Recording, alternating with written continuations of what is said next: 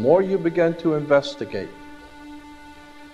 what we think we understand, where we came from, what we think we're doing, the more you begin to see we've been lied to.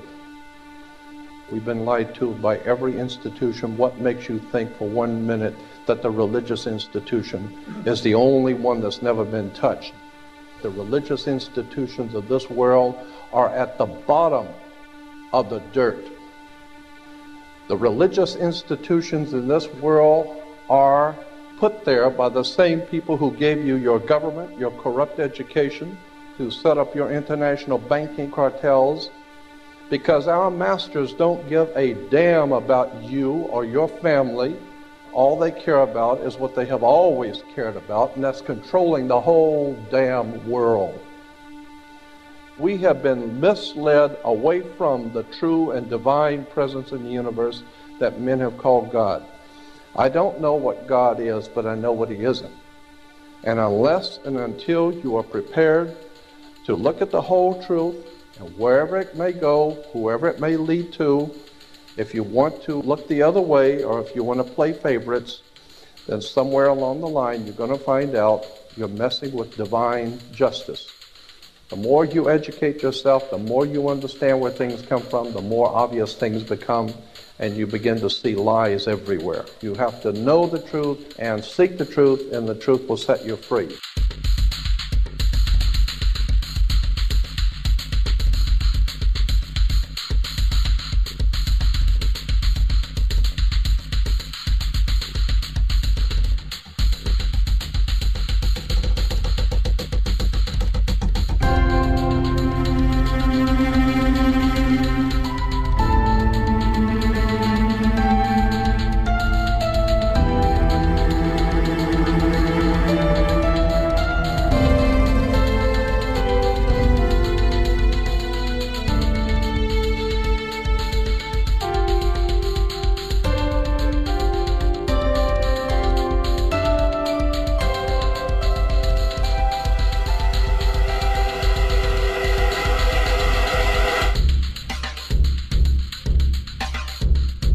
Because I gotta tell you the truth, folks. I gotta tell you the truth.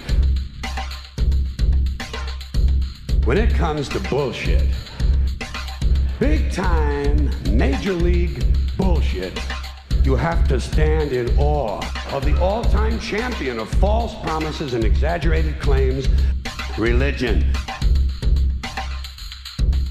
Think about it. Religion has actually convinced people that there's an invisible man living in the sky who watches everything you do every minute of every day. And the invisible man has a special list of 10 things he does not want you to do. And if you do any of these 10 things, he has a special place full of fire and smoke and burning and torture and anguish, where he will send you to live and suffer and burn and choke and scream and cry forever and ever till the end of time. But he loves you.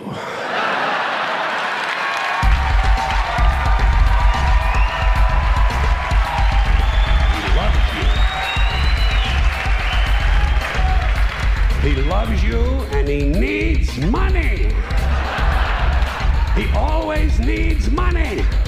He's all powerful, all perfect, all knowing, and all wise. Somehow just can't handle money. Religion takes in billions of dollars, they pay no taxes, and they always need a little more. Now, you talk about a good bullshit story. Holy shit.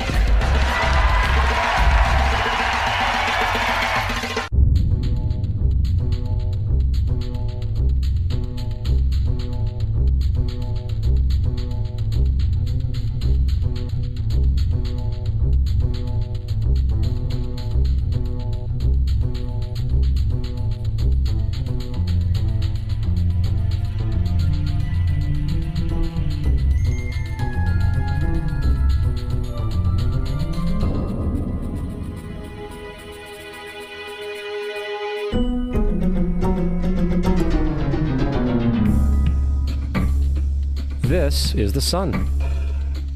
As far back as 10,000 BC, history is abundant with carvings and writings reflecting people's respect and adoration for this object. And it is simple to understand why, as every morning the sun would rise, bringing vision, warmth, and security, saving man from the cold, blind, predator-filled darkness of night. Without it, the cultures understood, the crops would not grow, and life on the planet would not survive. These realities made the sun the most adorned object of all time. Likewise, they were also very aware of the stars. The tracking of the stars allowed them to recognize and anticipate events which occurred over long periods of time, such as eclipses and full moons. They in turn cataloged celestial groups into what we know today as constellations. This is the cross of the zodiac, one of the oldest conceptual images in human history. It reflects the sun as it figuratively passes through the 12 major constellations over the course of a year. It also reflects the 12 months of the year, the 4 seasons, and the solstices and equinoxes. The term zodiac relates to the fact that constellations were anthropomorphized or personified as figures or animals. In other words, the early civilizations did not just follow the sun and stars, they personified them with elaborate myths involving their movements and relationships. The sun, with its life-giving and saving qualities, was personified as a representative of the unseen creator or God, God's Son, the light of the world, the savior of humankind. Likewise, the 12 constellations represented places of travel for God's Son, and were identified by names, usually representing elements of nature that happened during that period of time. For example, Aquarius, the water bearer, who brings the spring rains.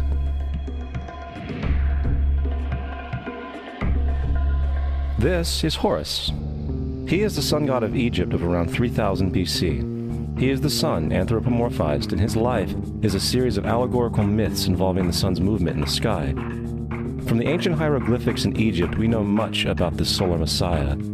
For instance, Horus, being the sun or the light, had an enemy known as Set, and Set was the personification of the darkness or night. And, metaphorically speaking, every morning Horus would win the battle against Set, while in the evening Set would conquer Horus and send him into the underworld.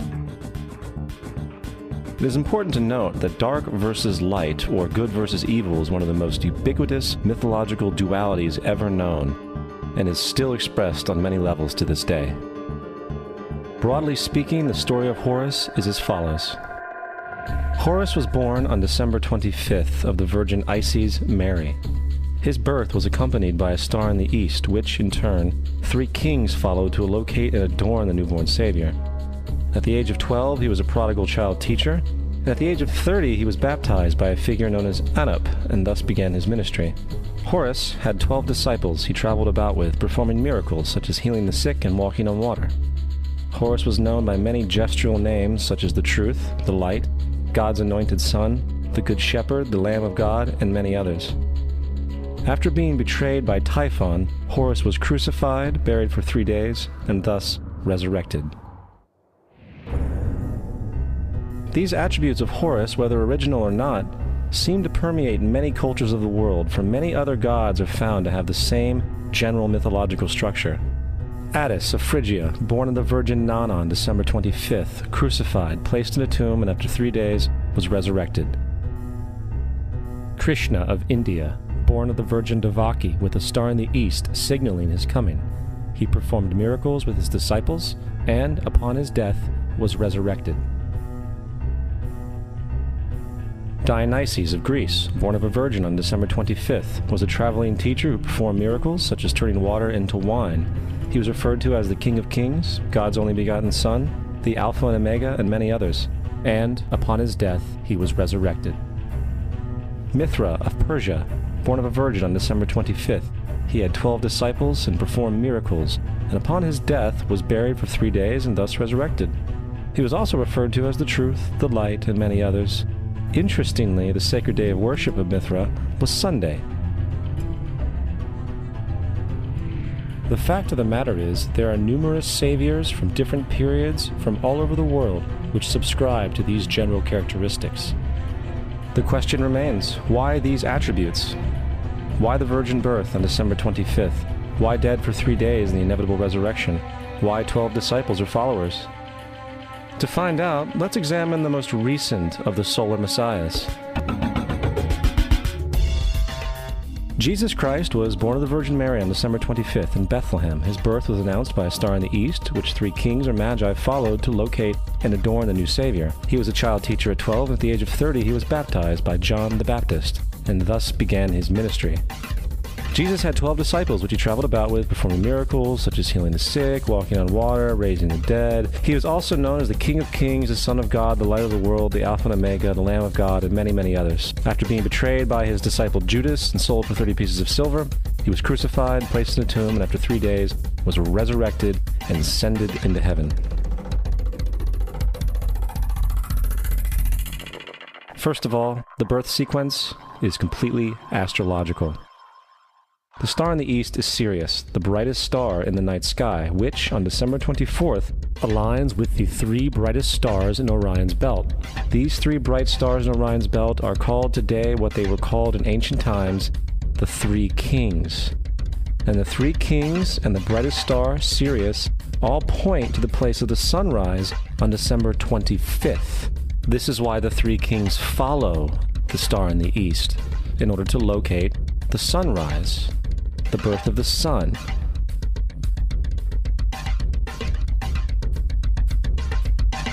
The Virgin Mary is the constellation Virgo, also known as Virgo the Virgin. Virgo in Latin means virgin. The ancient glyph for Virgo is the altered M. This is why Mary, along with other virgin mothers, such as Adonis's mother Myra or Buddha's mother Maya, begin with an M. Virgo is also referred to as the house of bread, and the representation of Virgo is a virgin holding a sheaf of wheat.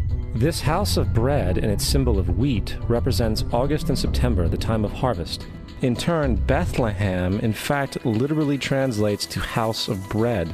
Bethlehem is thus a reference to the constellation Virgo, a place in the sky, not on Earth. There's another very interesting phenomenon that occurs around December 25th, or the winter solstice. From the summer solstice to the winter solstice, the days become shorter and colder. And from the perspective of the northern hemisphere, the sun appears to move south and get smaller and more scarce. The shortening of the days and the expiration of the crops when approaching the winter solstice symbolized the process of death to the ancients. It was the death of the sun. And by December 22nd, the sun's demise was fully realized, for the sun, having moved south continually for 6 months, makes it to its lowest point in the sky. Here a curious thing occurs.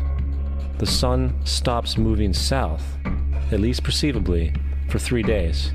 And during this 3-day pause, the sun resides in the vicinity of the Southern Cross, or Crux, constellation. And after this time, on December 25th, the sun moves 1 degree, this time north, foreshadowing longer days, warmth, and spring. And thus it was said, the sun died on the cross, was dead for 3 days, only to be resurrected or born again.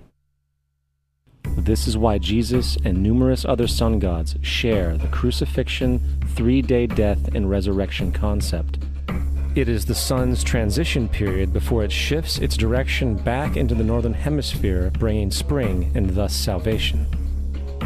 However, they did not celebrate the resurrection of the sun until the spring equinox, or Easter. This is because at the spring equinox, the sun officially overpowers the evil darkness, as daytime thereafter becomes longer in duration than the night, and the revitalizing conditions of spring emerge. Now, probably the most obvious of all the astrological symbolism around Jesus regards the 12 disciples. They are simply the 12 constellations of the zodiac, which Jesus, being the sun, travels about with. In fact, the number 12 is replete throughout the Bible.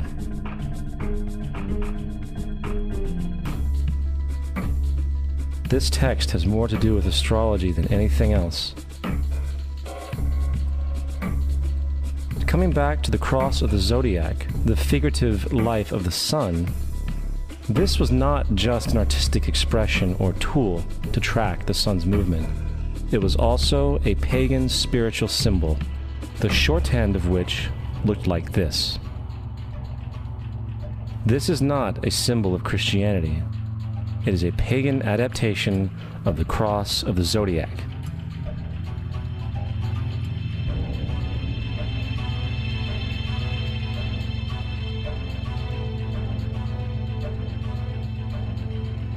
This is why Jesus in early occult art is always shown with his head on the cross, for Jesus is the Son of God, the light of the world, the risen Savior who will come again, as it does every morning, the glory of God who defends against the works of darkness as he is born again every morning and can be seen coming in the clouds up in heaven with his crown of thorns or sun rays.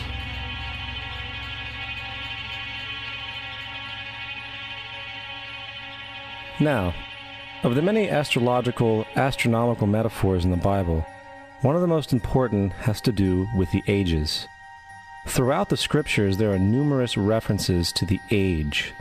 In order to understand this, we need to be familiar with a phenomenon known as the precession of the equinoxes. The ancient Egyptians, along with cultures long before them, recognized that approximately every 2150 years, the sunrise on the morning of the spring equinox would occur in a different sign of the zodiac. This has to do with a slow, angular wobble that the Earth maintains as it rotates on its axis. It is called a precession because the constellations go backwards rather than through the normal yearly cycle. The amount of time it takes for the precession to go through all 12 signs is roughly 25,765 years. This is also called the Great Year, and ancient societies were very aware of this, and they referred to each 2150-year period as an age. From 4300 BC to 2150 BC, it was the age of Taurus, the bull. From 2150 BC to 1 AD, it was the age of Aries, the ram. And from 1 AD to 2150 AD, it is the age of Pisces, the age we are still in to this day. And in and around 2150, we will enter the new age, the age of Aquarius. Now, the Bible reflects, broadly speaking, a symbolic movement through 3 ages while foreshadowing a 4th. In the Old Testament, when Moses comes down Mount Sinai with the 10 Commandments, he is very upset to see his people worshiping a golden bull calf. In fact, he shattered the stone tablets and instructed his people to kill each other in order to purify themselves. Most biblical scholars will attribute this anger to the fact that the Israelites were worshiping a false idol or something to that effect. The reality is, the golden bull is Taurus the bull, and Moses represents the new age of Aries the ram. This is why Jews even today still blow the ram's horn.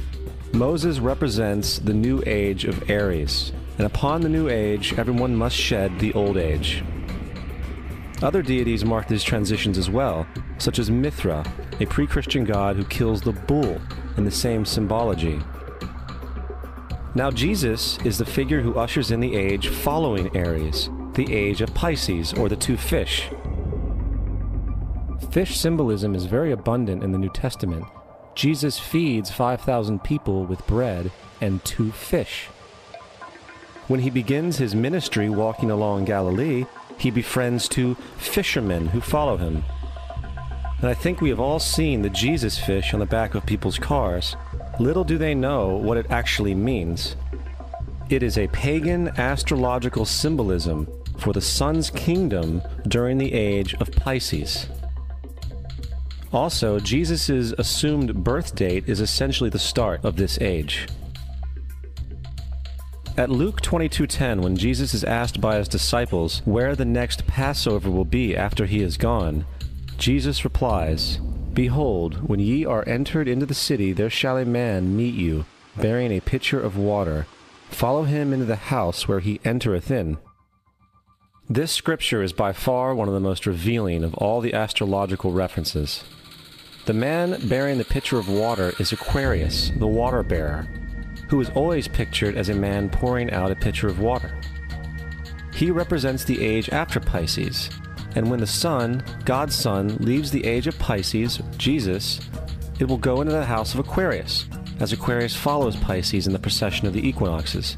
All Jesus is saying is that after the age of Pisces will come the age of Aquarius.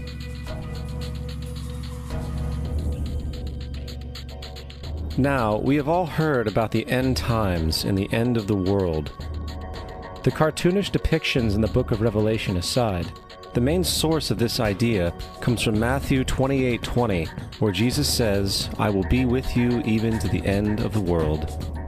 However, in the King James Version, world is a mistranslation, among many mistranslations. The actual word being used is eon, which means age. I will be with you even to the end of the age, which is true, as Jesus' solar Piscean personification will end when the sun enters the age of Aquarius. The entire concept of end times and the end of the world is a misinterpreted astrological allegory. Let's tell that to the approximately 100 million people in America who believe the end of the world is coming. Furthermore, the character of Jesus being a literary and astrological hybrid is most explicitly a plagiarization of the Egyptian sun god Horus. For example, inscribed about 3,500 years ago on the walls at the Temple of Luxor in Egypt are images of the Annunciation, the Immaculate Conception, the birth, and the adoration of Horus. The images begin with Thoth announcing to the Virgin Isis that she will conceive Horus, then Neph, the Holy Ghost, impregnating the Virgin, and then the virgin birth and the adoration. This is exactly the story of Jesus' miracle conception. In fact, the literary similarities between the Egyptian religion and the Christian religion are staggering.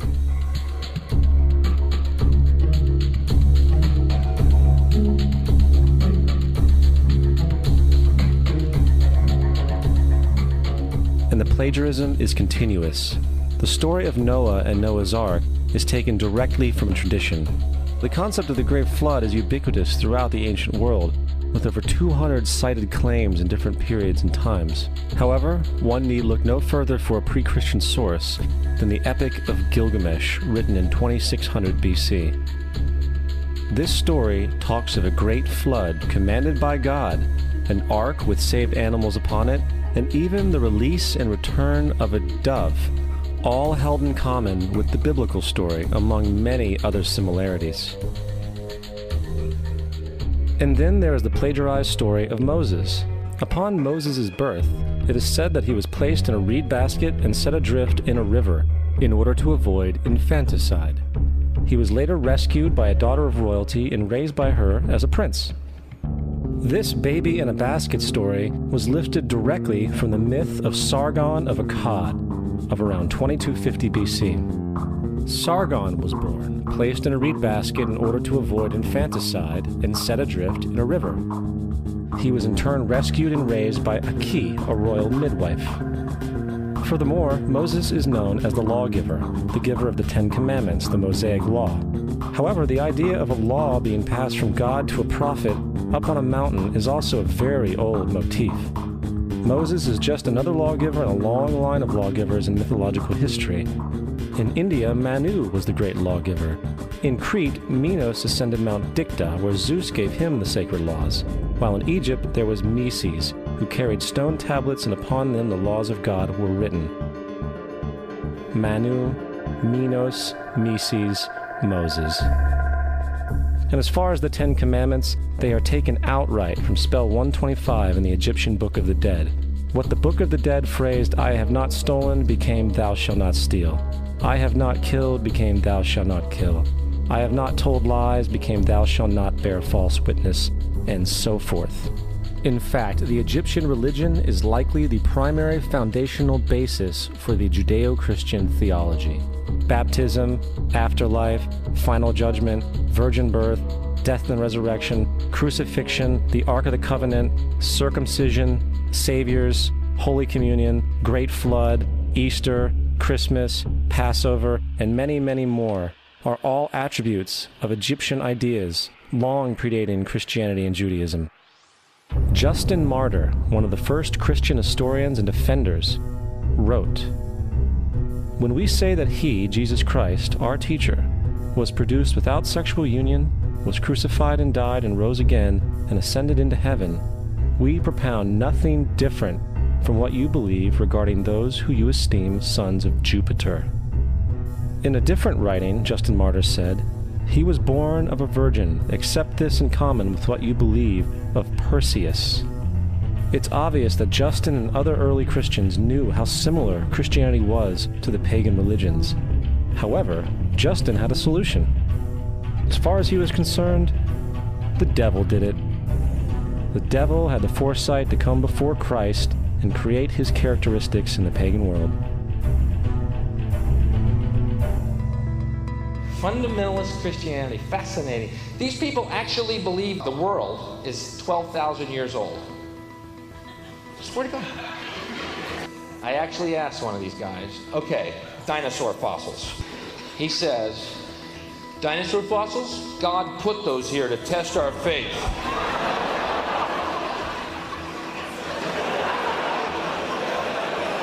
I think God put you here to test my faith, dude.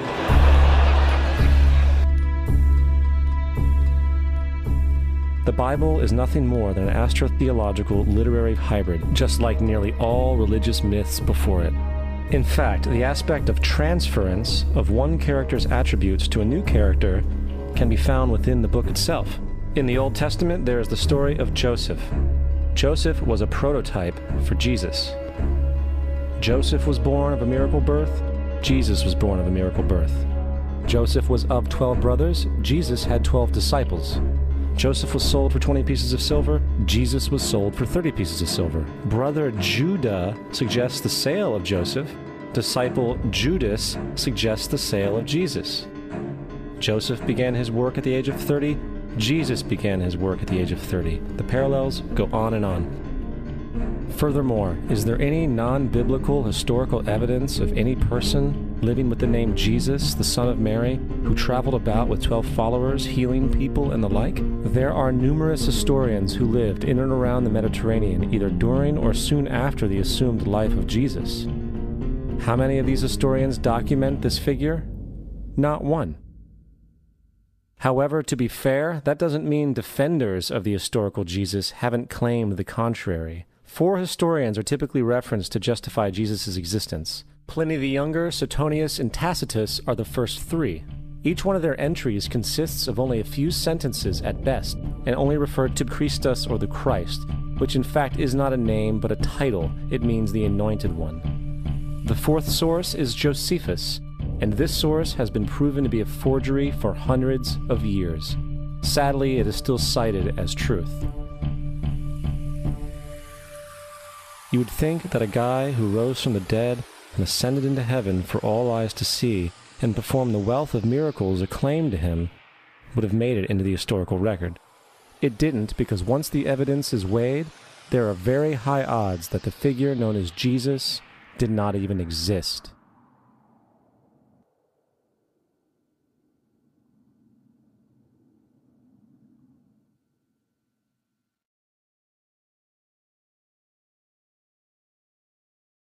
We don't want to be unkind, but we want to be factual. We don't want to cause hurt feelings, but we want to be academically correct in what we understand and know to be true. Christianity just is not based on truth. We find that Christianity was in fact nothing more than a Roman story, developed politically. The reality is, Jesus was the solar deity of the Gnostic Christian sect, and like all other pagan gods, he was a mythical figure. It was the political establishment that sought to historize the Jesus figure for social control. By 325 AD in Rome, Emperor Constantine convened the Council of Nicaea. It was during this meeting that the politically motivated Christian doctrines were established, and thus began a long history of Christian bloodshed and spiritual fraud. And for the next 1600 years, the Vatican maintained a political stranglehold on all of Europe, leading to such joyous periods as the Dark Ages, along with enlightening events such as the Crusades and the Inquisition.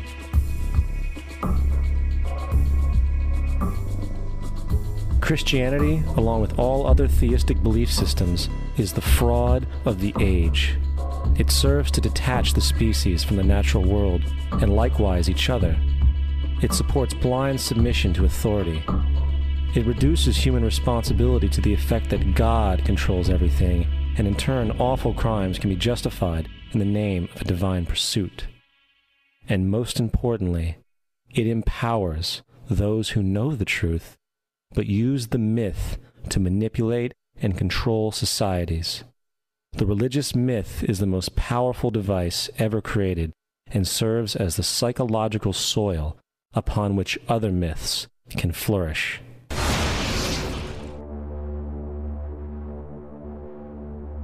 A myth is an idea that, while widely believed, is false. In a deeper sense, in the religious sense, a myth serves as an orienting and mobilizing story for a people. The focus is not on the story's relation to reality, but on its function. A story cannot function unless it is believed to be true in the community or the nation. It is not a matter of debate.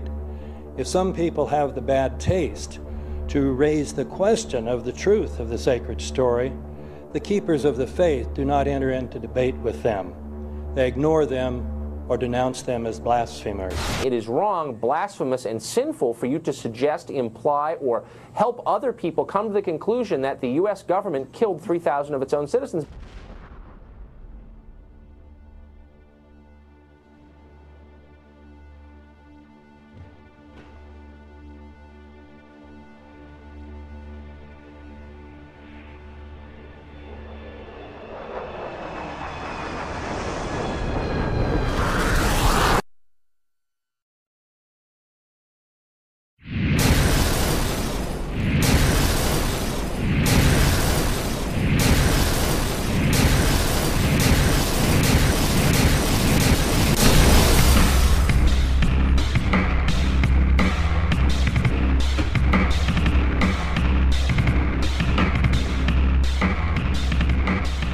As if a demolition team set off when you see the old demolitions of these old buildings. It looks like one of those scenes of an old building being purposely dynamited and blown up. Anybody who's ever watched a building being demolished on purpose knows that if you're going to do this, you have to get at the under-infrastructure of a building and bring it down. The way the structure is collapsing, this was the result of something that was planned. It's not accidental that the first tower just happened to collapse and then the second tower just happened to collapse in exactly the same way.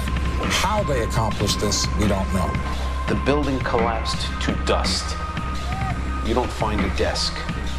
You don't find a chair. You don't find a telephone, a computer. The biggest piece of a telephone I found was half of the keypad, and it was about this big. What happened to the concrete? The concrete was pulverized from river to river. There was dust powder 2-3 inches thick. The concrete was just pulverized. Reminiscent of those pictures we've all seen too much on television before, when a building was deliberately destroyed by well-placed dynamite to knock it down. If they had detonated, they were planned to take down a building. Boom, boom, boom, boom, boom. I heard a second explosion. There was a heavy-duty explosion. Then there was some secondary explosions and then subsequent collapses. An explosion blew and it knocked everybody over. To me, it sounded like an explosion. It sounded like gunfire. Bang, bang, bang, bang, bang. And then all of a sudden, 3 big explosions. We heard a big explosion coming down. And then the entire top of the building just blew up. We saw some kind of explosion. By the force of the explosion. Big explosion. Blew it back into the 8th floor. Then we get to the lobby. There's this big explosion. The lobby looked as though a bomb had exploded there. A huge explosion now raining debris. It's been a huge explosion. Huge explosion that we all heard and felt. We just witnessed some kind of follow-up explosion. We heard a very loud blast explosion. A secondary explosion at Tower 1 camp. That is another bomb going off. He thinks that there were actually devices that were planted in the building. Planted in the building.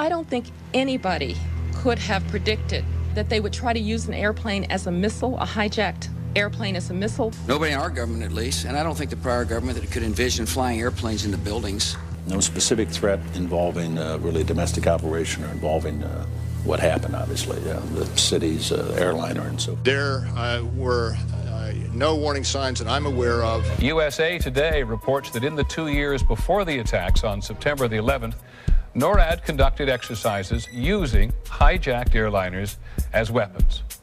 And one target was the World Trade Center.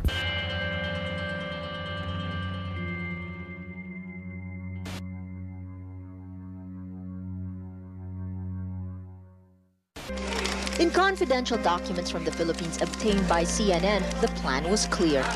He will board any American commercial aircraft, control its cockpit, and dive it at the CIA headquarters. Other buildings targeted the Pentagon and the World Trade Center. Security in counterterrorism was blinking red, in the words of George Tenet, that the warnings of an imminent attack were so severe that something dramatic should have been done. It was unparalleled. Instead, our president went on a month-long vacation.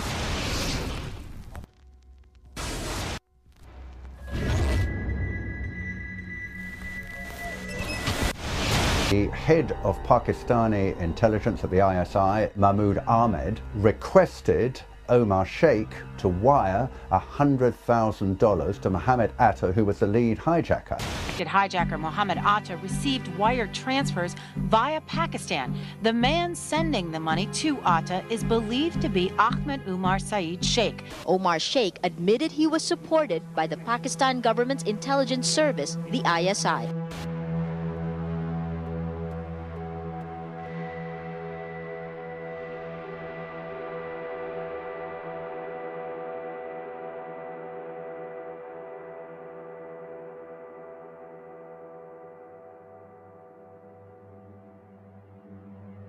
Although we are told that 4 or 5 of the alleged hijackers were on each of the flights.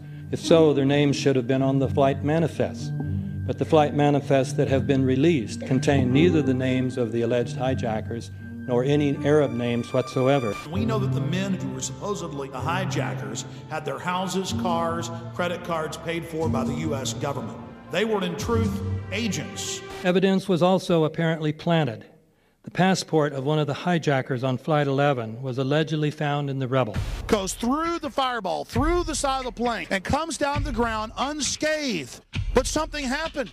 For 6 months, they reported they had this passport. Boy, we've got it. We've got the proof. And then the guy stood up and was alive. Several of these 19 men are still alive.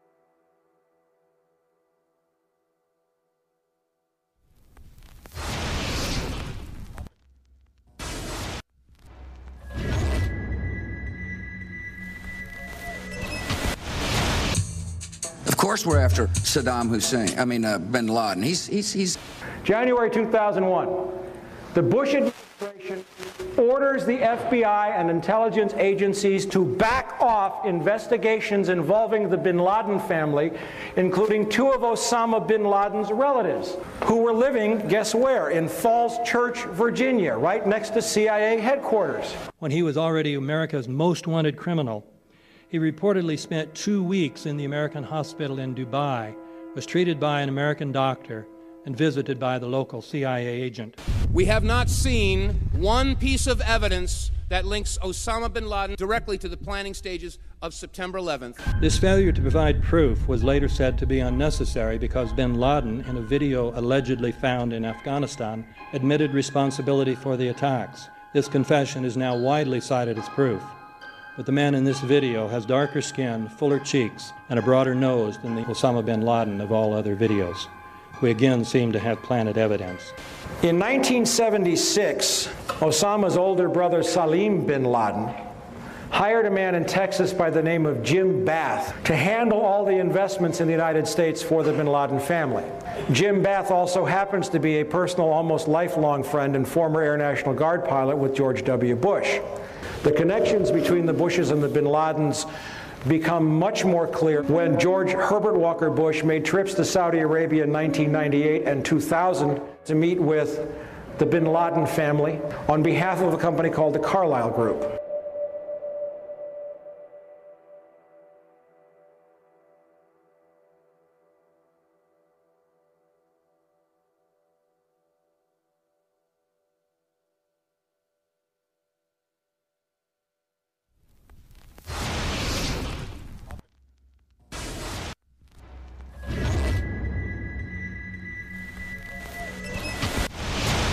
How could anyone fly a 60-ton, 125-foot wide, 44-foot tall plane through this obstacle course? The aircraft, before striking the Pentagon, reportedly executed a 270-degree downward spiral, and yet Hani Hanjour was known as a terrible pilot who could not safely fly even a small plane.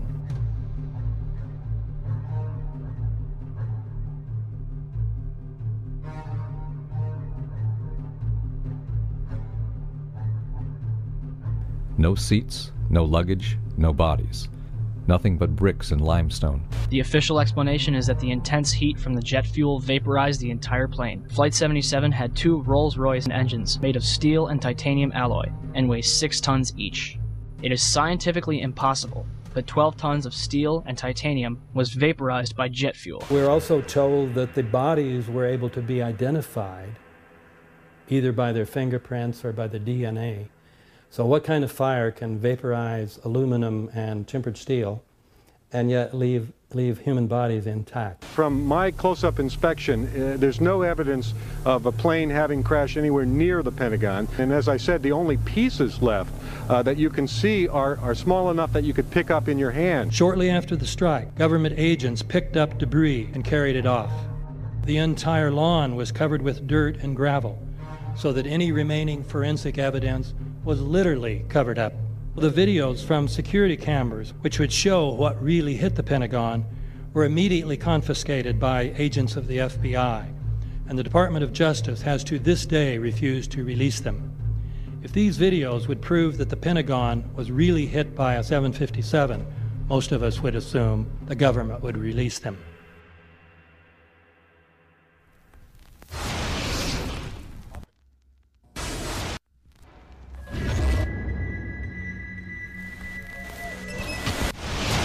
It looks like there's nothing there except for a hole in the ground. Basically, that's right. The only thing you could see from where we were was a big gouge in the earth and some broken trees. We could see some people walking around in the area, but from where we could see, there wasn't much left. Any large pieces of debris at all? No, there was nothing that you could distinguish that a plane had crashed there.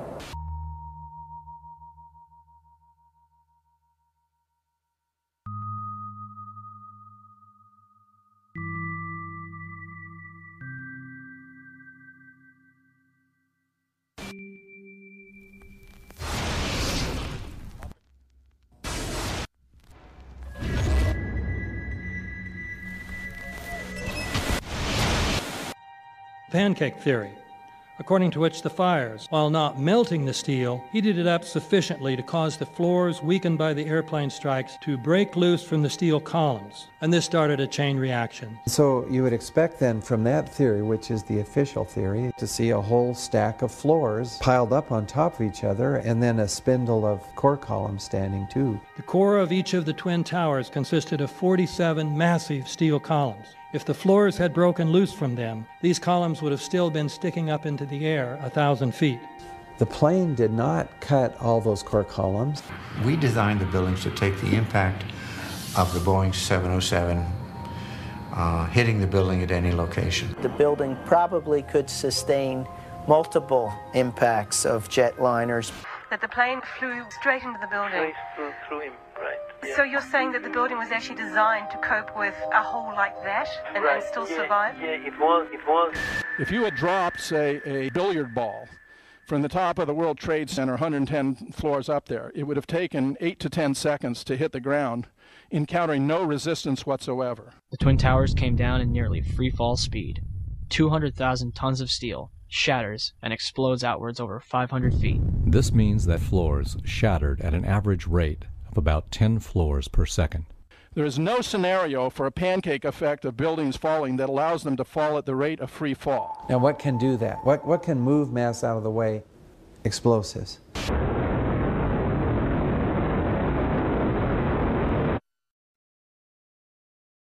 "47 huge steel columns going up the core. They're interconnected.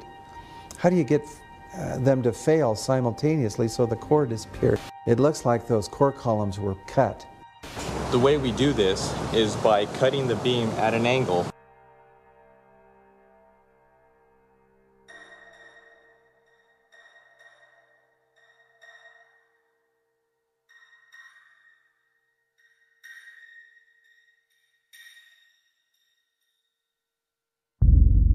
I started looking at the molten metal. All three buildings, both towers, in the rubble, in the basement areas, and Building 7, there's these pools of molten metal.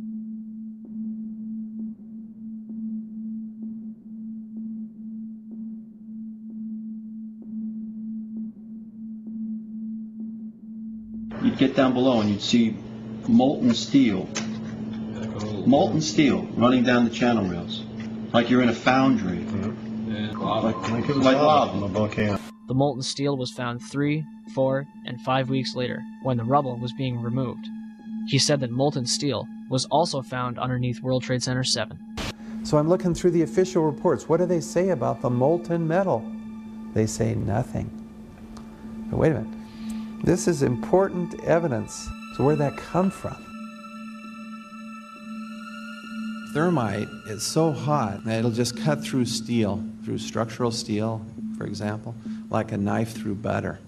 The products are molten iron and aluminum oxide, which goes off primarily as a dust.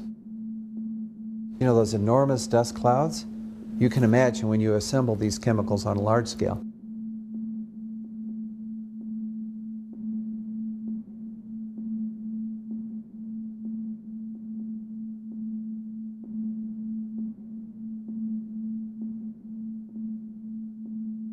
Molten metal pools under both towers after they collapsed, and Building 7. Now, Building 7 wasn't even hit by a jet.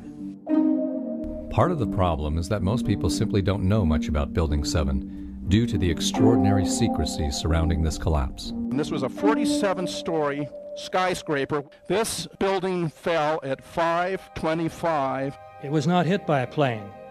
This building had fires on only 2 or 3 floors. And it was brought down by what we know was a controlled demolition. Demolitions, they look just like that. You know, a kink in the middle, and then that building just comes straight down, almost at free fall speed. They first blow one of the central columns so the building falls in on itself. Building 7 had a classic crimp or wedge. Its central column was blown out first, so it didn't structurally damage buildings just a few feet away from it.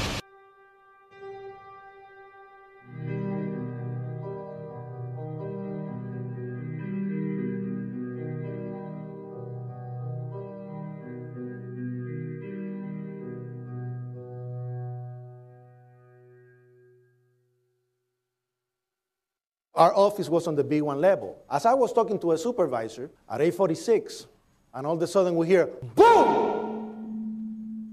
An explosion so hard that pushed us upwards. And it came from the basement between the B2 level and the B3 level. And when I went to verbalize, we hear, boom! The impact of the plane on the top. As I'm walking by the main freight corridor building in the corridor, that's when I got blown.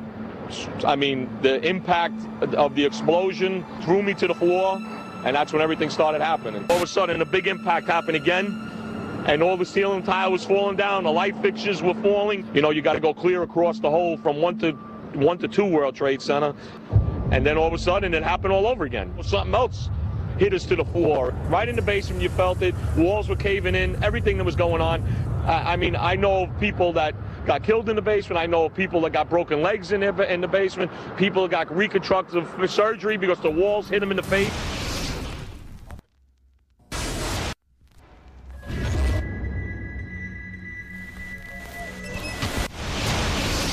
According to standard operating procedure, if an FAA flight controller notices anything that suggests a possible hijacking, the controller is to contact a superior. If the problem cannot be fixed within about a minute, the superior is to ask NORAD, the North American Aerospace Command, to send up or scramble jet fighters to find out what is going on. NORAD then issues the scramble order to the nearest Air Force base with fighters on alert. But although interceptions usually occur within 10 or so minutes, in this case, 80 or so minutes had elapsed before fighters were even airborne. It's a mind-bending anomaly. Not a single U.S. Air Force interceptor turns a wheel until it's too late. There are no jets at all. What if they were so confused and had been so deliberately confused that they couldn't respond? The reason that they didn't know where to go was because a number of conflicting and overlapping war game exercises were taking place. It involved the insertion of false radar blips onto radar screens in the Northeast Air Defense Sector. Center Team U, we have a problem here. We have a hijacked aircraft headed towards New York. We need someone to scramble some F-16s or something up there to help us out. Is this real world or exercise? Is this real world or exercise? There was another exercise, Vigilant Warrior, which was in fact, according to a NORAD source, a live-fly hijack drill being conducted at the same time. With only 8 available fighter aircraft, and they have to be dispatched in pairs, they were dealing with as many as 22 possible hijacks on the day of 9/11, and they couldn't separate the war game exercises from the actual hijacks.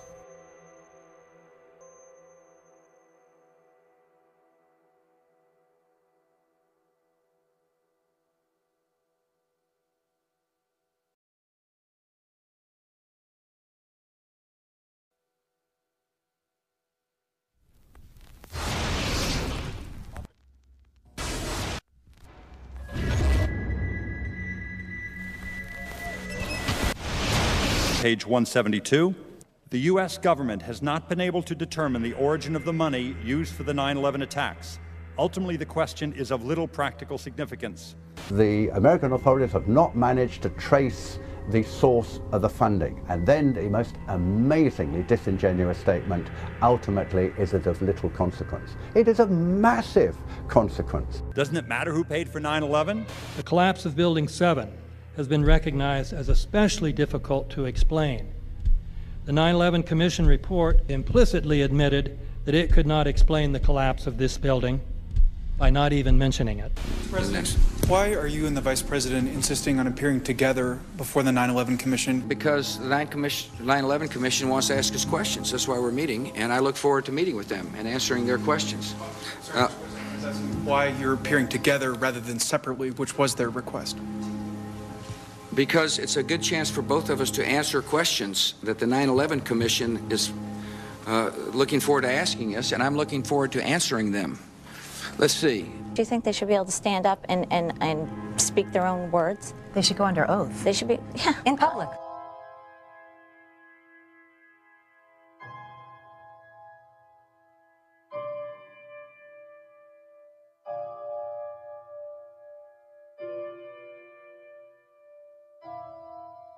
Don't you think that the families deserve to have a transcript or to be able to see what you Adam, said? you asked me that question yesterday.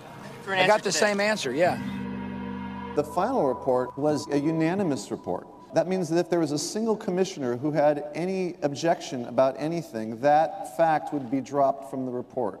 We have found out that he not only served on the transition team of the Bush administration, that he was a person who wrote a draft memo for the setup of the Bush administration's National Security Council, that he was an individual who wrote the preemptive war strategy that was eventually used for the war in Iraq, that he is a close friend of Condoleezza Rice's. We want him to resign. There is literally nothing in the 9/11 report that the Bush administration did not approve of. We can understand, therefore, why the Commission, under Zelikow's leadership, would have ignored all the evidence that would point to the truth, that 9/11 was a false flag operation intended to authorize the doctrines and funds needed for a new level of imperial mobilization.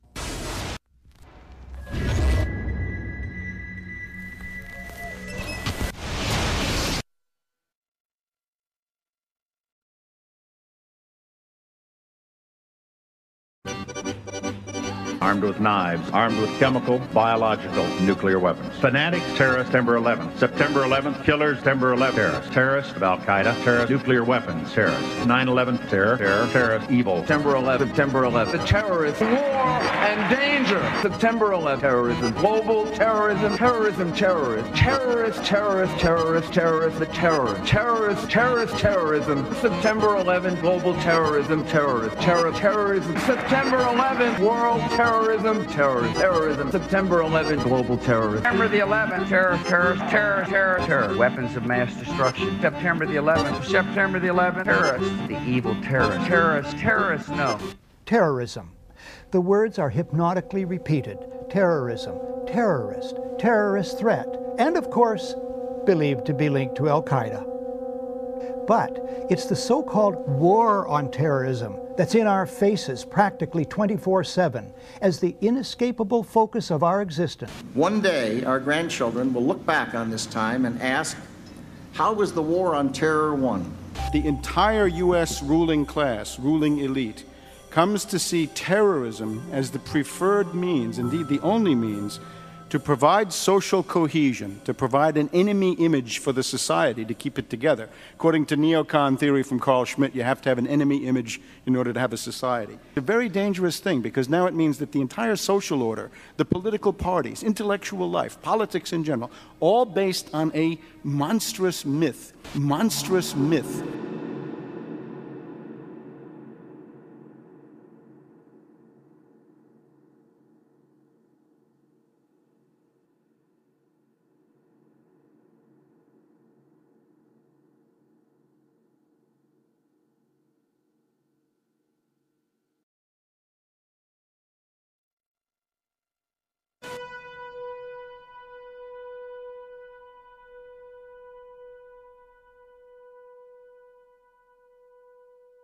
Look, the CIA has done in this country, what they've done to us is unbelievable.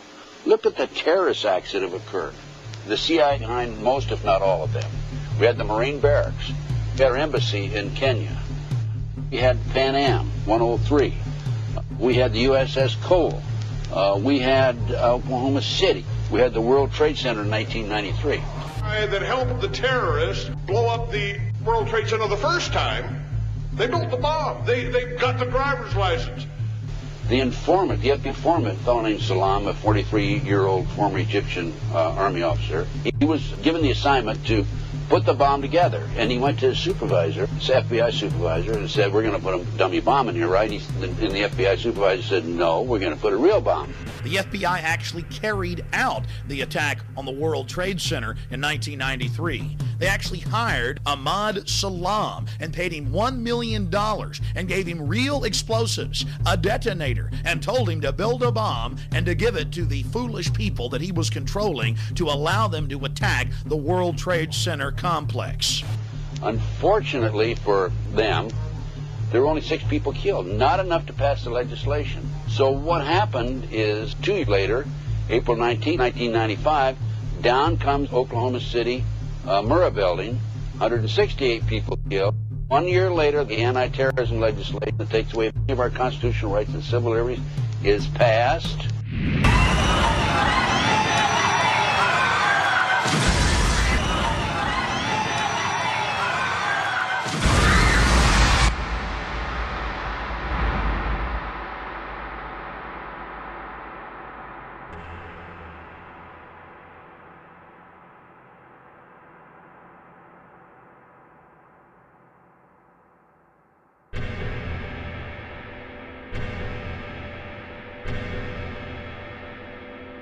Because at 9:30 this morning, we were actually running an exercise for over a company of 1,000 people in London, based on simultaneous bombs going off precisely at the railway stations that happened this morning. So I still have the hairs on the back of my neck standing upright. To get this quite straight, you were running an exercise to see how you would cope with this, and it happened while you were running the exercise? Precisely.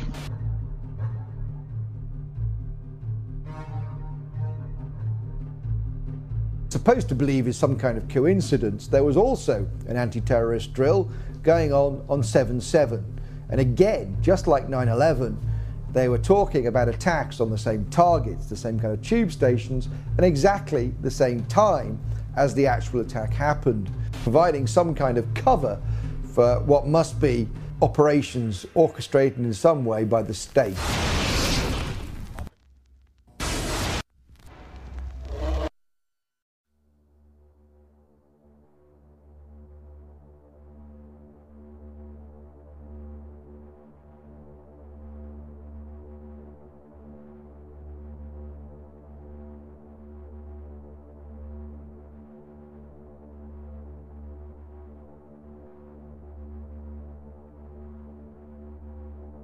I am absolutely appalled at how much people in this country do not think. We are given to understand that, that an Arabic guy out there up in the mountains financed the most elaborate attack on this country. Do you think some people in a cave, were able to have NORAD stand down? Do you think that people in a cave were able to have all of this happen? And when I think about how many Americans were killed in New York City, and believing as I do that this thing was a setup job, this is a textbook operation that Nazis used, and they've used it over and over again. America has been suckered in one more time. I don't have to tell you things are bad. Everybody knows things are bad. The dollar buys a nickel's worth. Banks are going bust. Shopkeepers keep a gun under the counter. Punks are running wild in the street, and there's nobody anywhere who seems to know what to do, and there's no end to it. We know the air is unfit to breathe, and our food is unfit to eat. We sit watching our TVs while some local newscaster tells us that today we had 15 homicides and 63 violent crimes, as if that's the way it's supposed to be. We know things are bad, worse than bad. They're crazy. It's like everything everywhere is going crazy, so we don't go out anymore. We sit in the house, and slowly the world we're living in is getting smaller, and all we say is, please, at least leave us alone in our living rooms. Let me have my toaster and my TV and my steel-belted radios, and I won't say anything. Just leave us alone. Well, I'm not going to leave you alone. I want you to get mad. I don't want you to protest. I don't want you to riot. I don't want you to write to your congressmen because I wouldn't know what to tell you to write. I don't know what to do about the depression and the inflation and the Russians and the crime in the street. All I know is that first, you've got to get mad. You've got to say, I'm a human being. God damn it. My life has value.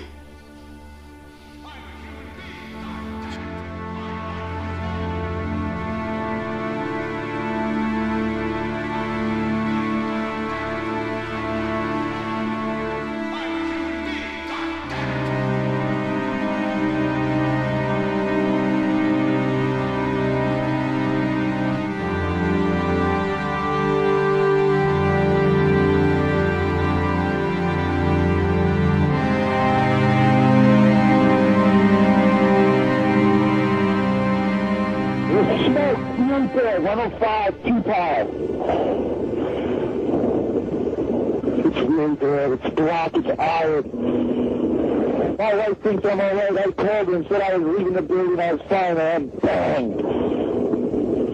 It's three of us, 2 broken windows. Oh, God!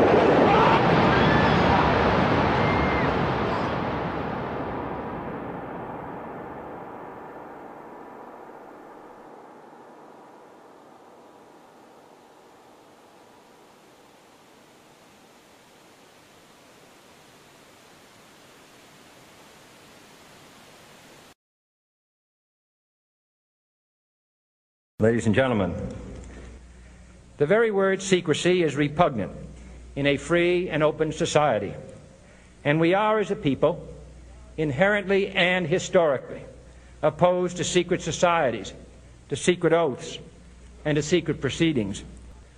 For we are opposed around the world by a monolithic and ruthless conspiracy that relies primarily on covert means for expanding its sphere of influence, on infiltration instead of invasion, on subversion instead of elections, on intimidation instead of free choice.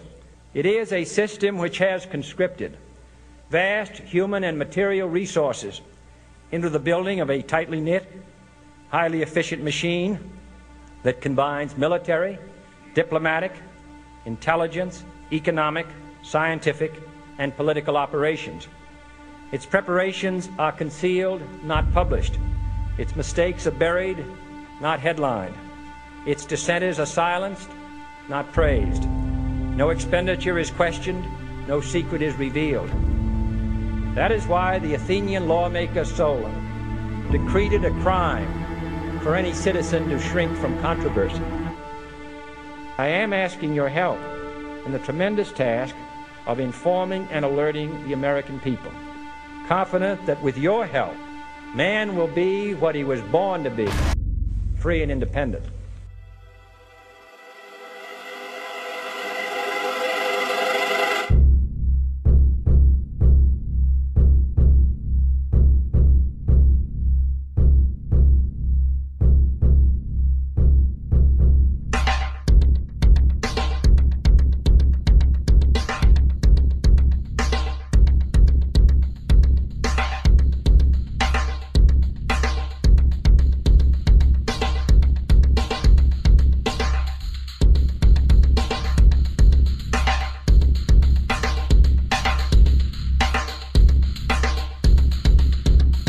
In 1775, the American Revolutionary War began as the American colonies sought to detach from England and its oppressive monarchy.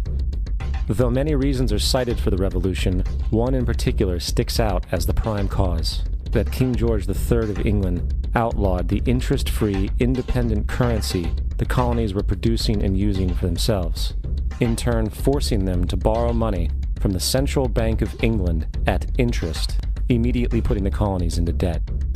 And, as Benjamin Franklin later wrote, the refusal of King George III to allow the colonies to operate an honest money system which freed the ordinary man from the clutches of the money manipulators was probably the prime cause of the Revolution. In 1783, America won its independence from England. However, its battle against the central bank concept and the corrupt, greed-filled men associated with it had just begun. So what is a central bank? A central bank is an institution that produces the currency of an entire nation. Based on historical precedent, two specific powers are inherent in central banking practice: the control of interest rates and the control of the money supply, or inflation. The central bank does not simply supply a government's economy with money, it loans it to them at interest. Then, through the use of increasing and decreasing the supply of money, the central bank regulates the value of the currency being issued. It is critical to understand that the entire structure of this system can only produce one thing in the long run: debt. It doesn't take a lot of ingenuity to figure this scam out. For every single dollar produced by the central bank is loaned at interest. That means every single dollar produced is actually the dollar plus a certain percent of debt based on that dollar. And since the central bank has the monopoly over the production of the currency for the entire country, and they loan each dollar out with immediate debt attached to it, where does the money to pay for the debt come from? It can only come from the central bank again, which means the central bank has to perpetually increase its money supply to temporarily cover the outstanding debt created, which in turn, since that new money is loaned out at interest as well, creates even more debt. The end result of this system without fail is slavery, for it is impossible for the government and thus the public to ever come out of the self-generating debt. The founding fathers of this country were well aware of this.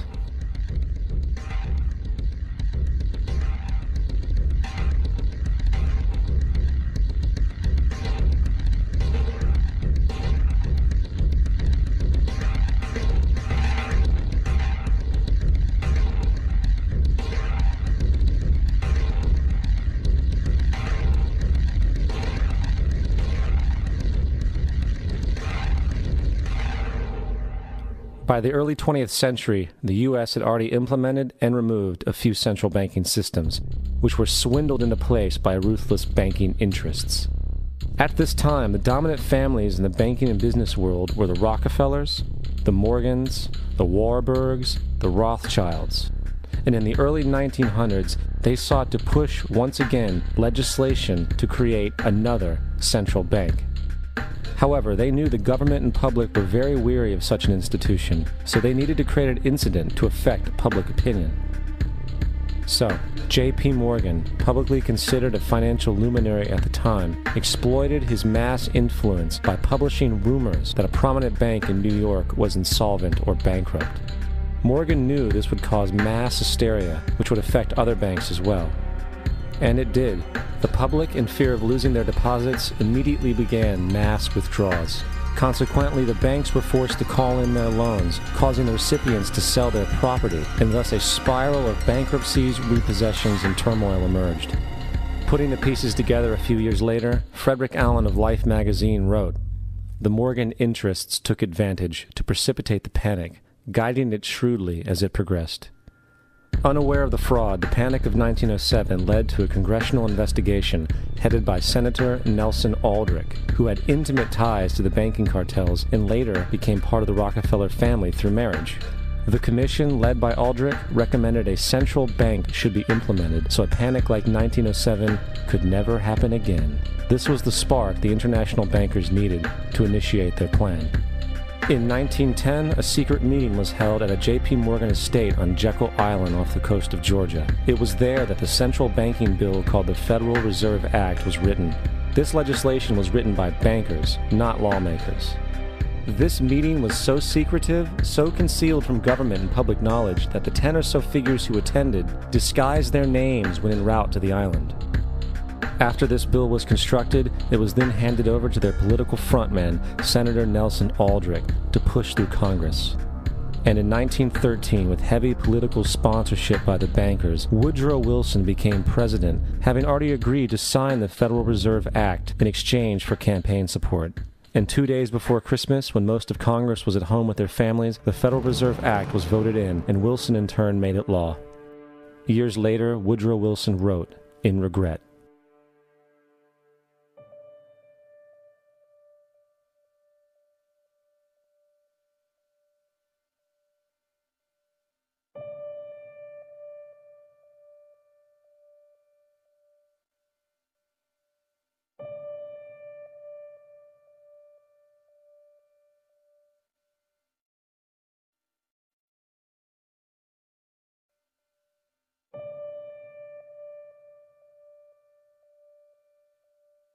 Congressman Louis McFadden also expressed the truth after the passage of the bill.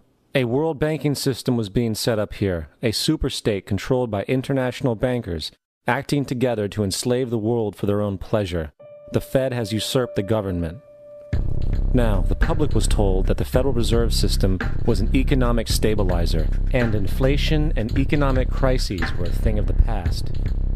Well, as history has shown, nothing is further from the truth.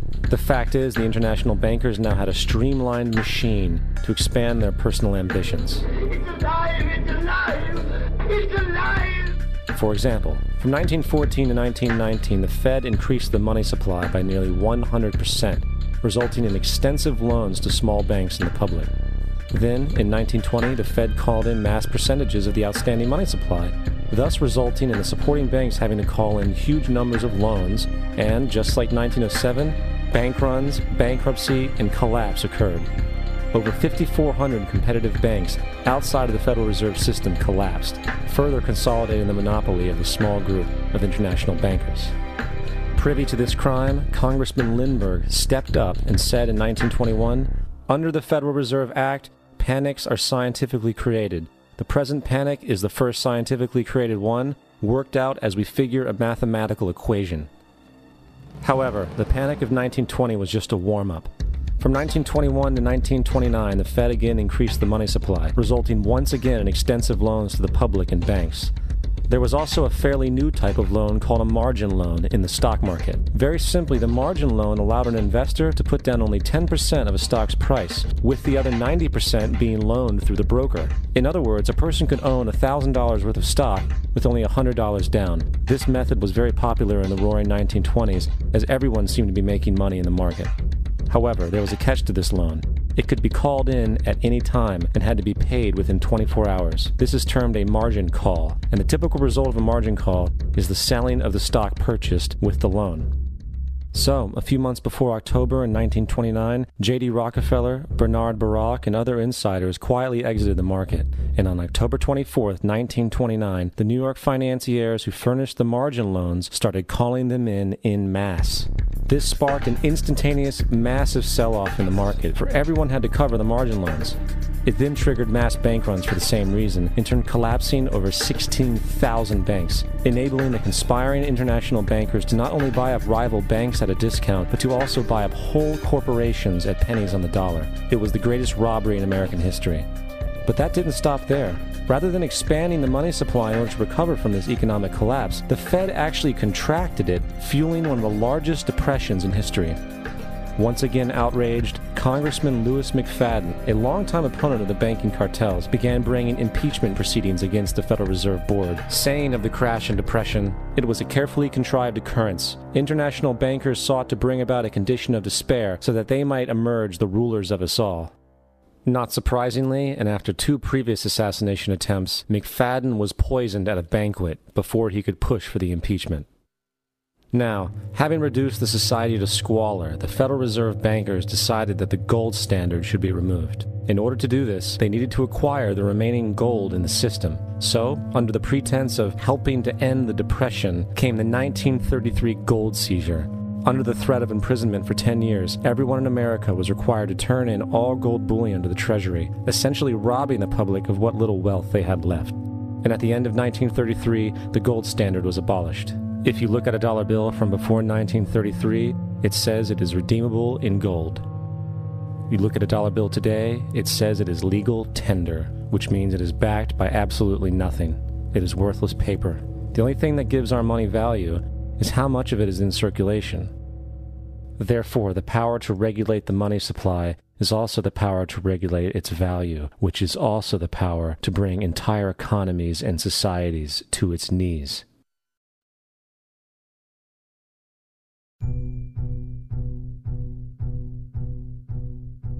It's important to clearly understand, the Federal Reserve is a private corporation. It is about as Federal Express.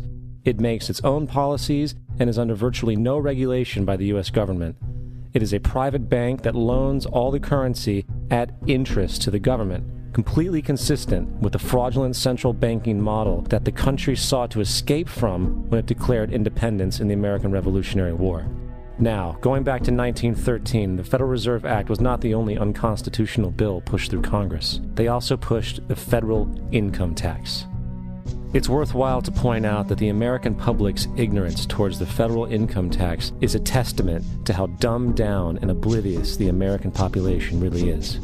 First of all, the federal income tax is completely unconstitutional, as it is a direct, unapportioned tax. All direct taxes have to be apportioned to be legal based on the Constitution. Secondly, the required number of states in order to ratify the amendment to allow the income tax was never met, and this has even been cited in modern court cases.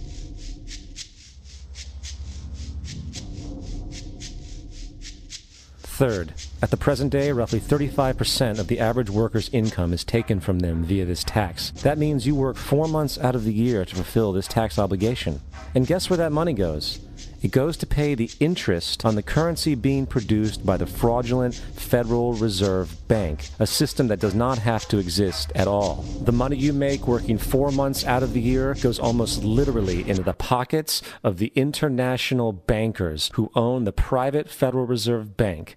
And fourth, even with the fraudulent government claim as to the legality of the income tax, there is literally no statute, no law in existence that requires you to pay this tax, period.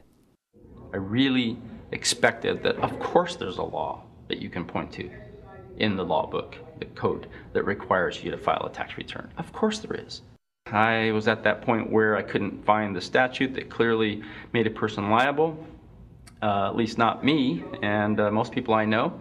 And I had no choice in my mind except to resign. Based on the research that I did throughout the year 2000 and that I'm still doing, I have not found that law. I've asked Congress, we've asked a lot of people in the IRS commissioners, helpers. They can't answer, because if they answer, the American people are going to know that this whole thing is a fraud.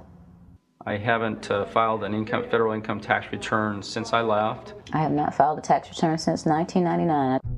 The income tax is nothing less than the enslavement of the entire country. Now, the control of the economy and the perpetual robbery of wealth is only one side of the Rubik's Cube the bankers hold in their hands. The next tool for profit and control is war. Since the inception of the Federal Reserve in 1913, a number of large and small wars have commenced. The three most pronounced were World War I, World War II, and Vietnam. World War I. In 1914, European wars broke out centered around England and Germany. The American public wanted nothing to do with the war. In turn, President Woodrow Wilson publicly declared neutrality. However, under the surface, the U.S. administration was looking for any excuse it could find to enter it. In a noted observation by Secretary of State William Jennings, the large banking interests were deeply interested in the World War because of the wide opportunities for large profits.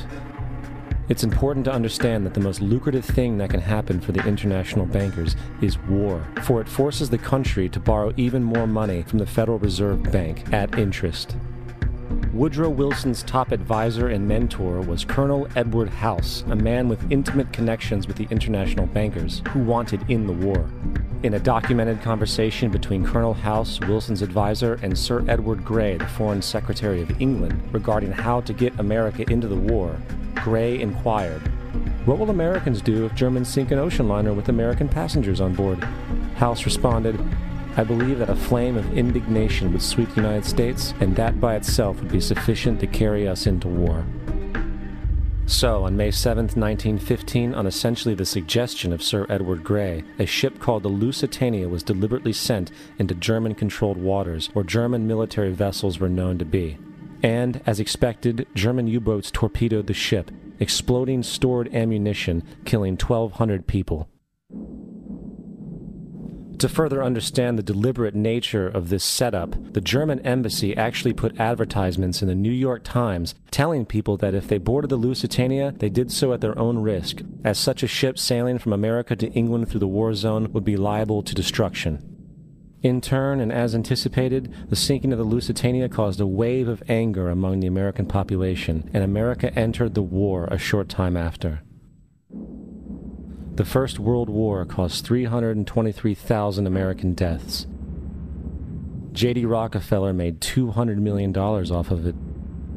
Not to mention the war cost about $30 billion for America, most of which was borrowed from the Federal Reserve Bank at interest, furthering the profits of the international bankers.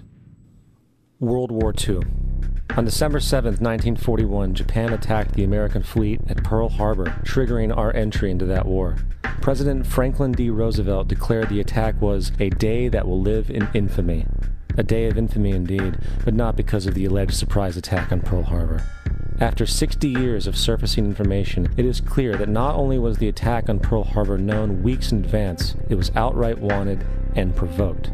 Roosevelt, whose family had been New York bankers since the 18th century, whose uncle Frederick was on the original Federal Reserve Board, was very sympathetic to the interests of the international bankers, and the interest was to enter the war, as we've seen, nothing is more profitable for international bankers than war. In a journal entry by Roosevelt's Secretary of War Henry Stimson, dated November 25, 1941, he documented a conversation he had with Roosevelt. The question was, how should we maneuver them into firing the first shot? It was desirable to make sure the Japanese be the ones to do this, so that there should remain no doubt as to who were the aggressors.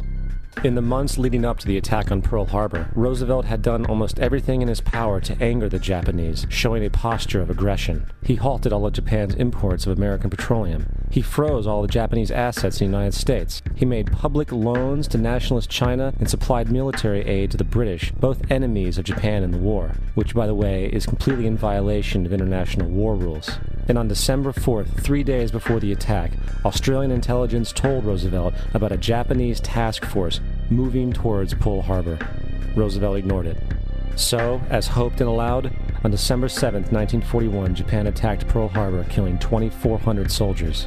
Before Pearl Harbor, 83% of the American public wanted nothing to do with the war. After Pearl Harbor, 1 million men volunteered for the war. It is important to note, Nazi Germany's war effort was largely supported by two organizations, one of which was called IG Farben. IG Farben produced 84% of Germany's explosives, and even the Zyklon B used in the concentration camps to kill millions. One of the unspoken partners of IG Farben was J.D. Rockefeller's Standard Oil Company in America. In fact, the German Air Force could not operate without a special additive patented by Rockefeller Standard Oil. The drastic bombing of London by Nazi Germany, for example, was made possible by a $20 million sale of fuel to IG Farben by the Rockefeller Standard Oil Company. This is just one small point on the topic of how American business funded both sides of World War II. One other treasonous organization worth mentioning is the Union Banking Corporation of New York City. Not only did it finance numerous aspects of Hitler's rise to power, along with actual materials during the war, it was also a Nazi money laundering bank, which was eventually exposed for having millions of dollars of Nazi money in its vaults. The Union Banking Corporation of New York was eventually seized for violations of the Trading with the Enemy Act. Guess who the director and vice president of the Union Bank was? Prescott Bush, our current president's grandfather, and of course our former president's father. Keep that in mind when considering the moral and political dispositions of the Bush family. Vietnam. The United States' official declaration of war on North Vietnam in 1964 came after an alleged incident involving 2 U.S. destroyers being attacked by North Vietnamese PT boats in the Gulf of Tonkin. This was known as the Gulf of Tonkin Incident. This single situation was the catalytic pretext for massive troop deployment and full-fledged warfare. One problem, however, the attack on the U.S. destroyers by Vietnamese PT boats never happened. It was a completely staged event to have an excuse to enter the war. Former Secretary of Defense Robert McNamara stated years later that the Gulf of Tonkin incident was a mistake, while many other insiders and officers have come forward, relaying that it was a contrived farce, a complete lie. Once in the war, it was business as usual. In October 1966, President Lyndon Johnson lifted trading restrictions on the Soviet bloc, knowing full well that the Soviets were providing upwards of 80% of North Vietnam's war supplies. Consequently, Rockefeller interests financed factories in the Soviet Union, which the Soviets used to manufacture military equipment and send it to North Vietnam. However, the funding of both sides of this conflict was only one side of the coin. In 1985, Vietnam's rules of engagement were declassified. This detailed what American troops were and were not allowed to do in the war. It included absurdities like North Vietnamese anti-aircraft missile systems could not be bombed until they were known to be fully operational. No enemy could be pursued once they crossed the border of Laos or Cambodia. And most revealing of all, the most critical strategic targets were not allowed to be attacked unless initiated by high military officials. Apart from these imposed ludicrous limitations, North Vietnam was informed of these restrictions and therefore could base entire strategies around the limitations of the American forces. This is why the war went on so long. And the bottom line is this: the Vietnam War was never meant to be won, just sustained. This war for profit resulted in 58,000 American deaths and 3 million dead Vietnamese. So, where are we now? September 11th was the jumpstart for what is now an accelerated agenda by the ruthless elite. It was a staged war pretext no different than the sinking of the Lusitania, the provoking of Pearl Harbor, and the Gulf of Tonkin lie. In fact, if 9/11 wasn't a planned war pretext, it would be an exception to the rule. It has been used to launch 2 unprovoked illegal wars, one against Iraq and one against Afghanistan. However, 9/11 was a pretext for another war as well, the war against you. The Patriot Act, Homeland Security, the Military Tribunals Act, and other legislations are all completely and entirely designed to destroy your civil liberties and limit your ability to fight back against what is coming. Currently in the United States, unannounced to most brainwashed Americans, your home can be searched without a warrant, without you being home. You can in turn be arrested with no charges revealed to you, detained indefinitely with no access to a lawyer, and legally tortured, all under the suspicion that you might be a terrorist.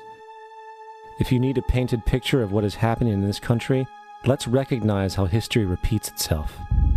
In February 1933, Hitler staged a false flag attack, burning down his own German parliament building, the Reichstag, and blamed it on communist terrorists. Within the next few weeks, he passed the Enabling Act, which completely eradicated the German Constitution, destroying people's liberties. He then led a series of preemptive wars, all justified to the German people as necessary to maintaining Homeland Security.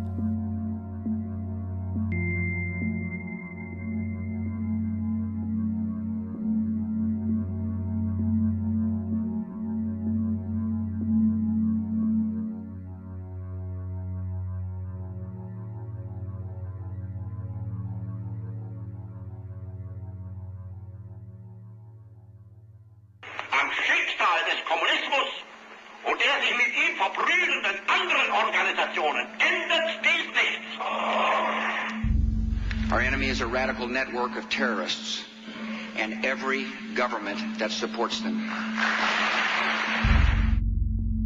It's time to wake up. The people in power go out of their way to make sure that you are perpetually misled and manipulated. The majority's perception of reality, especially in the political arena, is not their own. It is shrewdly imposed upon them without them even knowing it. For example, the public at large actually believes the invasion of Iraq is going badly, as sectarian violence doesn't seem to stop. What the public fails to see is that the destabilization of Iraq is exactly what the people behind the government want.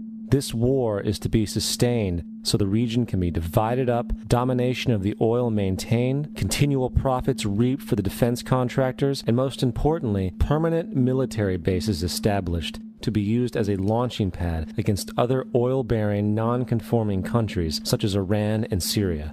For further implication that the civil war and destabilization is purely intentional, in 2005, 2 elite British SAS officers were arrested by Iraqi police after being caught driving around in their car shooting at civilians while dressed up as Arabs. After being arrested and taken to a jail in Basra, the British Army immediately requested the release of these men. When the Basra government refused, British tanks came in and physically broke out the men from the Basra prison. If you wish to destroy an area, how do you do it? Well, there are 2 ways. You can go in there and bomb it and so forth, but that is not very efficient. What you do is you try to get the people in that area to kill each other and to destroy their own territory, their own farms. And that's what's been done in that area. The way in which you destroy an opponent is get him to destroy himself by dividing his ranks against one another. Then you feed both sides. You have agents feeding both sides, inflaming both sides, and they kill each other off. And it's time that some of us woke up to this reality, to understand that people who try to maintain empires and create empires do it by manipulating the people they're trying to conquer. You might want to ask yourself why the entire culture is utterly saturated with mass media entertainment from all sides, while the educational system in America continues its stupefying downward slide since the U.S. government decided to take over and subsidize the public school system. What your government pays for, it gets. When we understand that, then we look at government-financed institutions of education and see the kind of students and the kind of education that's being turned out by these government-financed schools. Logic will tell you that if what is being turned out in those schools was not in accord with what the state and the federal government wanted, then it would change it. The bottom line is that the government is getting what they have ordered. They do not want your children to be educated. They do not want you to think too much.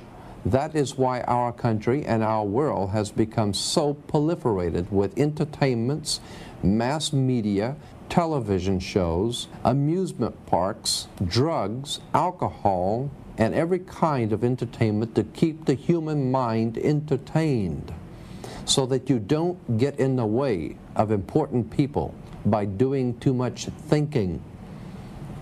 You had better wake up and understand that there are people who are guiding your life and you don't even know it. We're in a lot of trouble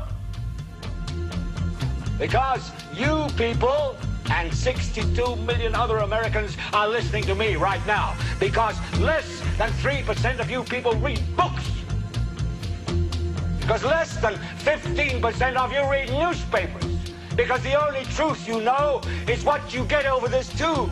Right now, there is an entire generation that never knew anything that didn't come out of this tube. This tube is the gospel, the ultimate revelation. This tube can make or break presidents, popes, prime ministers. This tube is the most awesome goddamn force in the whole godless world. And woe is us if it ever falls into the hands of the wrong people. And when the largest company in the world controls the most awesome goddamn propaganda force in the whole godless world, who knows what shit will be peddled for truth on this network. So you listen to me. Listen to me. Television is not the truth. Television is a goddamn amusement park. Television is a circus, a carnival, a traveling troupe of acrobats, storytellers, dancers, singers, jugglers, sideshow freaks, lion tamers, and football players. We're in the boredom-killing business. But you people sit there day after day, night after night, all ages, colors, creeds. We're all you know.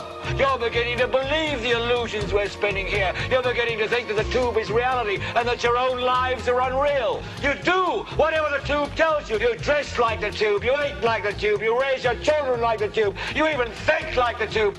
This is mass madness, you maniacs. In God's name, you people are the real thing. We are the illusion. The last thing the men behind the curtain want is a conscious, informed public capable of critical thinking, which is why a continually fraudulent zeitgeist is output via religion, the mass media, and the educational system. They seek to keep you in a distracted, naive bubble, and they are doing a damn good job of it. In 2005, an arrangement between Canada, Mexico, and the United States was made. This arrangement, unannounced to the public, unregulated by Congress, merges the United States, Mexico, and Canada into one entity, erasing all borders. It's called the North American Union, and you might want to ask yourself why you've never heard of this. In fact, there is only one mainstream reporter who has actually heard of and has had the courage to cover this issue. The Bush administration's open borders policy and its decision to ignore the enforcement of this country's immigration laws is part of a broader agenda. President Bush signed a formal agreement that will end the United States as we know it, and he took the step without approval from either the U.S. Congress or the people of the United States. It's a deal that few have even heard of. It's being done again by very few people at the very top on behalf of the investment class, but the working class of people, political officials across our country, from communities, from cities and so forth, they don't know anything about this. This isn't some trade agreement. It is a total removal of sovereignty from these countries, which will also result in a completely new currency called the Amero. Fall. Apart from that, I think one thing people who are dollar-based need to focus on is the Amero. That's the one thing that nobody's talking about that I think is going to have a big impact on everybody's life in Canada, the U.S., and Mexico. The Amero is the proposed new currency for the North American community, which is being developed right now between Canada, the U.S., and Mexico to make a borderless community, much like the EU, and the dollar, Canadian dollar, U.S. dollar, and the Mexican peso replaced by the Amero. By default of this agreement, the American Constitution will eventually be obsolete. You would think that a situation like this would be on the cover of every major newspaper.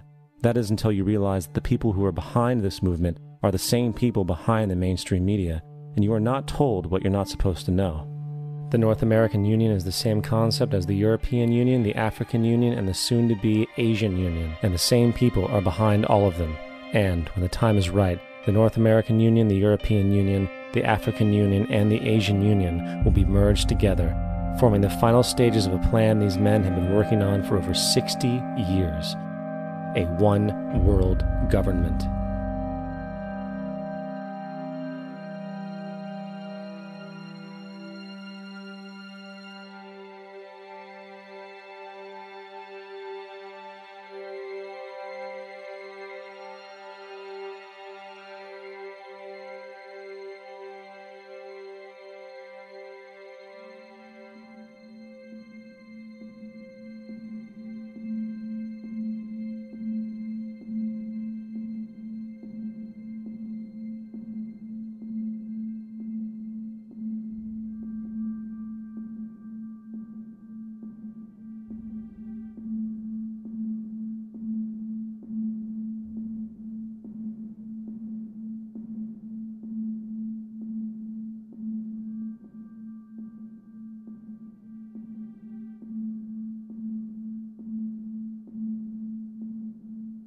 One bank, one army, one center of power.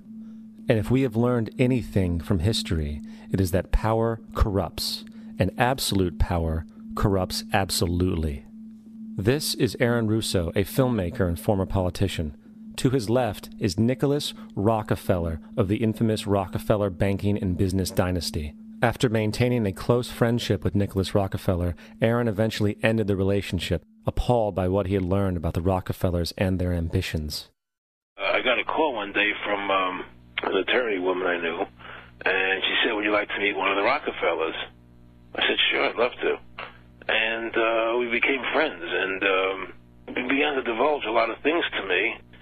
So he said to me one night, he said that there's going to be an event there, and out of that event, you're going to see we're going to go into Afghanistan, so we can run pipelines from the Caspian Sea. We're going to go into Iraq to take the oil and establish a base in the Middle East, and we're going to go into Venezuela and try and get rid of Chavez. And the first two they've accomplished. Chavez they didn't accomplish. And he said you're going to see guys going into caves looking for people that they're never going to find. You know, he was laughing about the fact that you have this war on terror. There's no real enemy. He's talking about how by having this war on terror, you can never win it because it's an eternal war. And so you can always keep taking people's liberties away. And I said, how are you going to convince people that this war is real? He said, but the media can convince everybody it's real. I mean, you know, it's just that you keep talking about things. You keep saying it over and over and over again, and eventually people believe it. You know, you created the Federal Reserve in 1913 through lies. You create 9/11, which is another lie. Through 9/11, then you're fighting a war on terror, and now all of a sudden you go into Iraq, which was another lie, and now they're going to do Iran. You know, and it's all one thing leading to another, leading to another, leading to another. Now, I would say to them, what are you doing this for? What's the point of this thing? You have all the money in the world you ever want. You have all the power. I said, you know, you're hurting people. It's not a good thing. And he would say, what do you care about the people for? Take care of yourself and you take care of your family. And then I said to him, what are the ultimate goals here? He said, the ultimate goal is to get everybody in this world chipped with the RFID chip and have all money be on those chips and everything on those chips. And if anybody wants to protest what we do or violate what we want, we just turn off their chip. That's right, microchipped. In 2005, Congress, under the pretense of immigration control and the so-called war on terrorism, passed the Real ID Act, under which it is projected by May 2008, you will be required to carry around a federal identification card, which includes on it a scannable barcode with your personal information. However, this barcode is only an intermediary step before the card is equipped with a Verichip RFID tracking module, which will use radio frequencies to track your every move on the planet. If this sounds foreign to you, please note that the RFID tracking chip is already in all new American passports. And the final step is the implanted chip, which many people have already been manipulated into accepting under different pretenses. We have a Florida family who are really pioneers in a brave new world. They have volunteered to be the first ever to have microchip identification devices implanted into their body. After 9/11, I was really concerned with the security of my family. I wouldn't mind having something planted permanently in my arm that would identify me. In the end, everybody will be locked into a monitored control grid where every single action you perform is documented. And if you get out of line, they can just turn off your chip, for at that point in time, every single aspect of society will revolve around interactions with the chips. This is the picture that is painted for the future if you open your eyes to see it. A centralized one-world economy where everyone's moves and everyone's transactions are tracked and monitored, all rights removed. The most incredible aspect of all. These totalitarian elements will not be forced upon the people. The people will demand them. For the social manipulation of society through the generation of fear and division has completely detached humans from their sense of power and reality. A process which has been going on for centuries, if not millennia. Religion, patriotism, race, wealth, class, and every other form of arbitrary, separatist identification and thus conceit has served to create a controlled population, utterly malleable in the hands of the few. Divide and conquer is the motto, and as long as people continue to see themselves as separate from everything else, they lend themselves to being completely enslaved. The men behind the curtain know this, and they also know that if people ever realize the truth of their relationship to nature and the truth of their personal power, the entire manufactured zeitgeist they prey upon will collapse like a house of cards.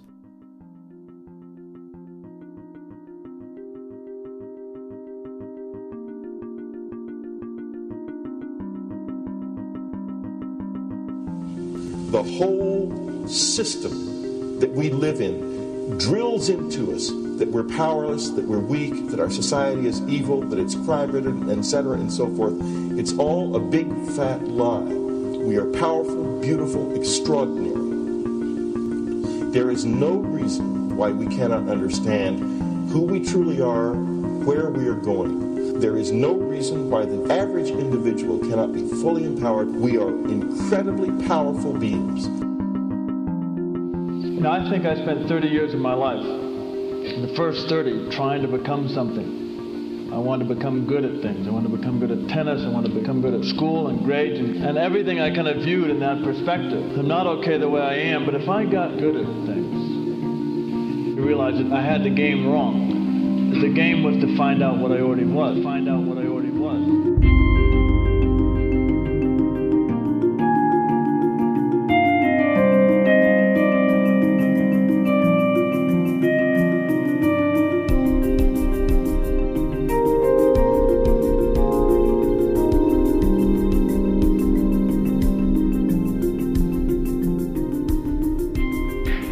Culture, we've been trained for individual differences to stand out. So you look at each person, immediately it is brighter, dumber, older, younger, richer, poorer, and we make all these dimensional distinctions, put them in categories and treat them that way. And we get so that we only see others as separate from ourselves in the ways in which they're separate. And one of the dramatic characteristics of experience is being with another person and suddenly seeing the ways in which they are like you, not different from you, and experiencing the fact that which is essence in you and which is essence in me is indeed one. The understanding that there is no other. It is all one. And I wasn't born Richard Albert, I was just born as a human being, and then I learned this whole business of who I am and whether I'm good or bad or achieving or not, all that's learned along the way.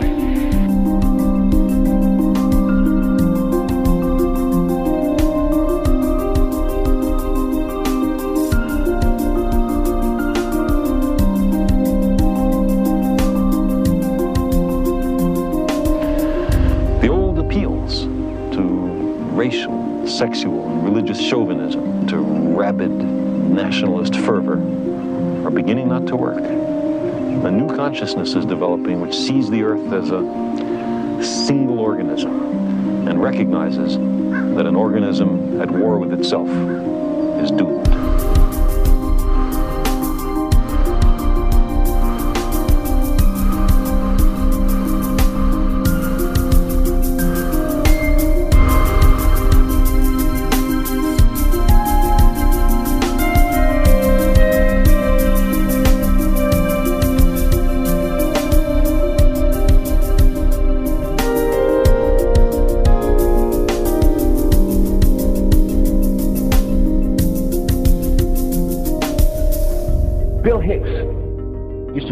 Shows with this. Life's like a ride in an amusement park. And when you go on it, you think it's real, because that's how powerful our minds are. And the ride goes up and down and round and round. It has thrills and chills, and it's very brightly colored. And it's very loud, and it's fun for a while. Some have been on the ride for a long time, and they begin to question, is this real, or is this just a ride? And other people have remembered, and they come back to us and they say, hey, don't worry. Don't be afraid ever. Because this is just a ride. And we kill those people. Shut him up. I've got a lot invested in this ride. Shut him up. Look at my furrows of worry. Look at my big bank account. My family. This has to be real. It's just a ride. But we always kill those good guys who try and tell us that. You ever notice that? And let the demons run amok? But it doesn't matter, because it's just a ride, and we can change it anytime we want. It's only a choice. No effort, no work, no job, no savings of money. Just a choice right now between fear and love.